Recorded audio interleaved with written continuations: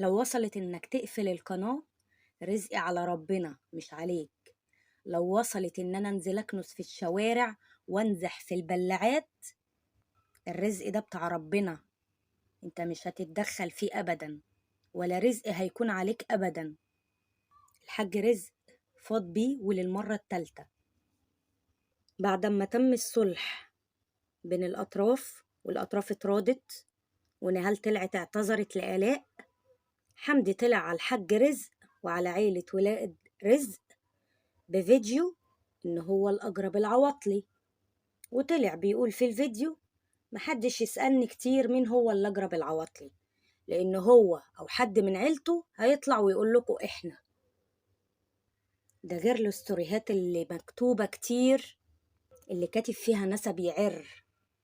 الحاج جابر والحاج رزق اتواصلوا مع بعض، واللي بدأ بالسلام واللي بدأ بالكلام هو الحاج رزق، هو اللي اتصل بالحاج جابر ومدله ايده بالسلام وقال له احنا عايزين بكرة نكون عايشين في سلام، مش عايزين نعيش في قلق ومشاكل. حتى لما الحاج جابر كان بيفتح معاه في القديم قال له انا مش عايز افتكر اي حاجة من القديم، انا عايز بكرة يبقى عايشه انا وعيالي وبنتي في سلام، مش عايزين اي اذية ولا اي مشاكل. وقال له كمان يا حمدي انت مش هترضى ان انت تطلع تتكلم على ابوك بالاسلوب ده، او ان انت تطلع تهين في ابوك، مش هترضاها على ابوك ولا هترضاها على نفسك ولا هترضاها على اهل بيتك. الحاج رزق شال الفيديوهات في مقابل ان هو طلب من الحاج جابر ومن محمد ومن حمدي ان حمدي يطلع ويعتذر بنفس صيغة الإهانة اللي أهنها له، يطلع يعتذر بيها. وده أقل طلب ممكن يطلبه الحاج رزق، من حقه، من حقه. الحاج رزق بعد ما مسح الفيديوهات اتفاجئ بالفيديو اللي منزل عليه حمدي، اللي منزله عليه حمدي. تجرب انت عواطلي، انتوا نسب يعر. وبدل ما الحاج رزق ينتظر منه الاعتذار اللي بيوجهها، المفروض يوجهها قدام 11 مليون متابع ليه، لا، عمل العكس، طلع وأهان الحاج رزق قدام 11 مليون متابع عنده، ورد عليه بالإساءة إنكم نسب تعروا. وقال ضمن كلامه انتوا لما جيتوا تخطبوا بنتي آلاء خطبتوها على هذا الوضع وعلى هذا الأساس، أنا ما كنتش وزير عشان توصمني يا حمدي وتقول عليا إن أنا أجرب وإن أنا نسب يعر والكلام اللي ملوش أي 30 لازمة ده. وفضل يذكر أسماء العيلة فرد فرد بكلمة أستاذ، حتى على رماس أستاذ. شوفوا قد إيه كلام الحاج رزق في محله، وإنسان عقله يوزن بلد، وكل كلمة طالعة من بقه كلام من ذهب، كل أدب وأخلاق وتربية. فقال انتوا ما كنتوش داخلين على وزير، انتوا داخلين لي على هذا الوضع وعلى هذا الأساس، وكلكم خطبتوا بنتي. والحاج جابر جه بأولاده وتقدمتوا لبنتي على هذا الوضع وعلى هذا الأساس في الشقة الإيجار اللي أنا عايش فيها لحد دلوقتي.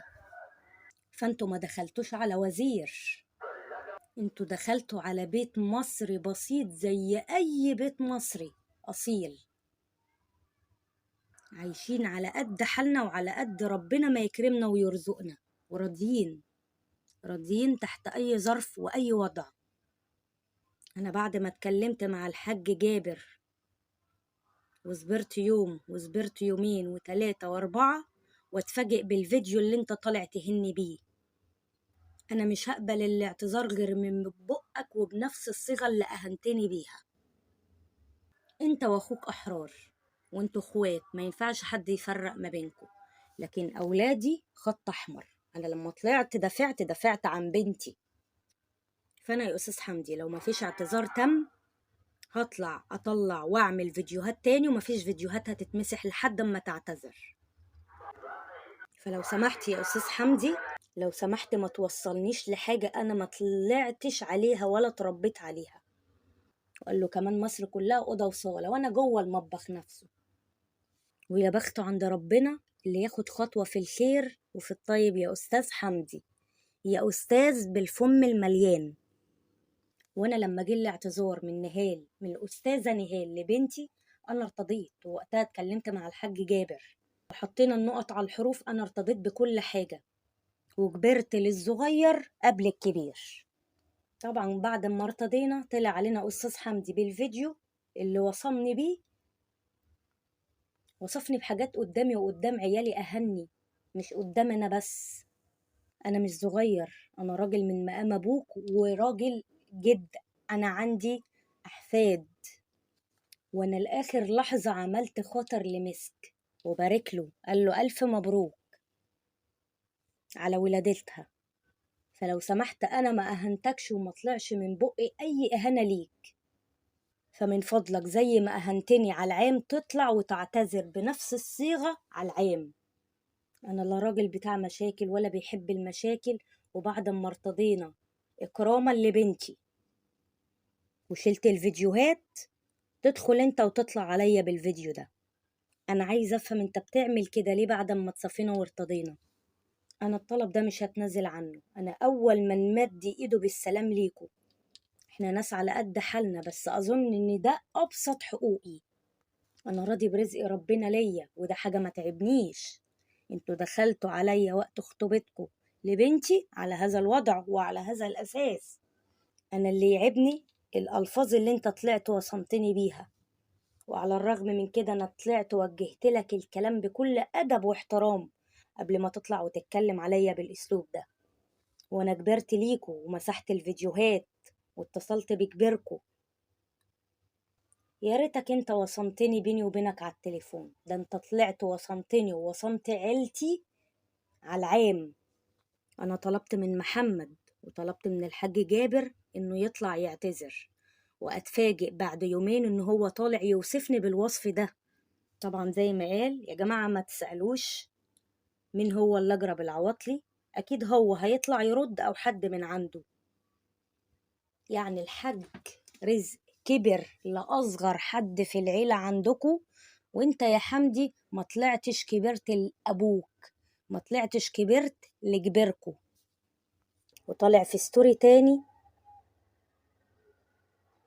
على هيئة شيخ أو حد لابس عمامة بيقول السافل التافه. والكلام بقى اللي كاتبه حمدي اتلم يجرب يعوطلي عشان لو ظبطتك هتزعل وهتجيب ناس تزعل، ولو جبت سيرة حد من اخواتي تاني انت عارف انا ممكن اعمل ايه فيك. انت عارف انا ممكن اعمل فيك ايه. يجرب يعوطلي اشكال كذا كذا كذا ونسب يعر. وفي ستوري تاني طالع وكاتب لو فكرت تقول كلمة تاني هخليك تكره اليوم اللي نسبتنا فيه، وابنك لو فكر يهيص ما اعتقدش انك هتستحمل اللي هعمله فيك وفيه. يجرب يعوطلي اتقي شري وانت حر، ولو عايز مشاهدات اديك كذا كذا. انا في الخير فعل وفي الشر رد فعل، خد وقتك وافهمها. معلش يا حمدي بس تنويه بسيط. هو الشغل اللي انت بتشتغله ده برضو، ما هو حضرتك بتشتغل ايه بالظبط لما انت بتوسمه ان هو عواطلي؟ يعني حضرتك كده بتنزل تشتغل ليل نهار وبترجع لأهل بيتك وانت عرقان وتعبان من الشغل طول النهار اللي بتسعى عليه؟ طب دي نسميها ايه؟ يبقى ما توصفش حد صفة والصفة فيك. وفي فيديو تاني نزله حمدي على الحاج رزق، انا مش عشان جاب الفنان احمد عز وبيقول هو انا عشان لبست بدله وجرافطه هبقى مستر. وطالع يقول بقى بالنص راجل مهزأ وكلب مشاهدات حتى لو على حساب اللي منك، وعامل فيها حنين وخايف عليها واحنا فاهمينك وحافظينك. يجرب يا عواطلي واحترم نفسك بدل ما تتهان على كبر، واللي هيدخل بينا هو الخسران. احنا اخوات وحبايب وملكش فيها. يجرب يا عواطلي وبلاش مسكنة كدابة عشان مش لايقة عليك، واللي عملته مع بنتك معايا في كاميرات المراقبة ما تخلينيش أزعلك، وأنا كده فهمتك بما فيه الكفاية، وكفاية عليك كده شوية المشاهدات اللي خدتها من ورا بنتك. معلش يا حمدي، انت حابب كده تفهمنا ان الحاج رزق بيطلع عشان ياخد مشاهدات من ورا بنته؟ طب ما كانش مسح الفيديو اللي جاب له 100 ألف، ما كانش مسحه طالما حابب المشاهدات من ورا بنته. وكلنا عارفين مين اللي حابب المشاهدات من ورا المتابعين، دي حاجة معروفة للكل. فالحاج رزق ما شاء الله شغال، مش محتاج للقناة، سواء القناة اتقفلت ما اتقفلتش، الرزق بتاع ربنا على حسب كلامه. والحمد لله ان اللي بيتحكم في الرزق هو ربنا، مش عباد ربنا. وبعدين معلش، الراجل لو بتاع مشاهدات كان عمل بقى من وقت ما حصل بقى المشاكل، ومن وقت ما اتجوزت آلاء، ومن وقت المشاكل اللي حصلت والضرب ومش الضرب اللي كان قبل ولادة آلاء، كان طلع عمل 1000 فيديو طالما بيلم مشاهدات بقى من ورا بنته على قولك. لكن هو راجل طالع بيعمل كل ده في القناة عشان خاطر ولاده، عشان خاطر ولاده حابين اليوتيوب وحابين يدخلوا فيه، فهو لو بيدخل وبيعمل فيديوهات معاهم لاجل خاطر عياله، مش لاجل خاطر المشاهدات. هو شغال وراضي جدا جدا بحياته، وراضي برزقه، وراضي بكل اللي يجيبه له ربنا. فانت ما اهنتنيش بيني وبينك، انت اهنتني قدام الناس كلها وقدام اهلي. كفايه اهانتي قدام عيلتي، دي كبيره قوي عندي وكبيره قوي في نظري. فانا هديلك فرصه اخيره يا استاذ. فانا لحد دلوقتي عامل خاطر ليك، وعامل خاطر لمسك. شوف مسك اصغر حد في اصغر حفيده في عيله الحاج جابر، انا عامل لها خاطر. فلو سمحت بعد إذنك بكل أدب وبكل أخلاق وبكل احترام اطلع واعتذر. وأنا رزقي على ربنا، لا هو بقفل قناة، وأنا راضي بأي حكم يصدره ربنا عليا. أنا رزقي مش عليك، أنا رزقي عند ربنا. أنا على قد حالي، ودي حاجة ما تعبنيش أبدا. أنا أهم حاجة عندي عيالي، ثم عيالي، ثم عيالي، ثم زوجتي. دول كده خط أحمر. على الرغم من اللي حصل ده كله، انا عارف ان انا مدي بنتي الراجل، بس للأسف انت اخوه واخوك كبير كمان، وانت طلعت اهنتي بنت على العام. وعلى الرغم من كده ما طلعتش واتكلمت، لان انا عارف ان انا مديها الراجل وكرامتها من كرامته. وانا طلعت قبل كده وقلت عمر الجلابية حتى لو كانت مقطعة ما تقل من صاحبها، ده لما يلبسها تزيده احترام ووقار. وتاني بقولها لك، عمر البدلة والجرافطة ما تخلي للبني آدم قيمة. لسانك حصانك، إن صنت صانك وإن هنت هانك. لو انت ترضى الإهانة دي لنفسك ولأسرتك، وإن حد يطلع يوسمك بالكلام اللي انت قلتهولي، اطلع وقولي. وإهانتك لمحمد ابني أنا مش هسامحك فيها، لأن محدش بيجب علينا في أي حاجة، لأن اللي بيعمل حاجة بيعملها لوجه ربنا فقط. وطلع قال لنا كلنا حد يرضى الإهانة اللي وجهها لي الأستاذ الفاضل إن حد يهينه بيها؟ أنا دلوقتي كبرت للصغير قبل الكبير، وأنا مش هسمح لأي مكالمة تجيلي تاني غير لما هو يطلع ويعتذر، وفي مهلة صغيرة، وفكر فيها كيفما تشاء. وأنا لحد دلوقتي عامل حساب لمسك، ربنا يخليها لك وتفرح بيها.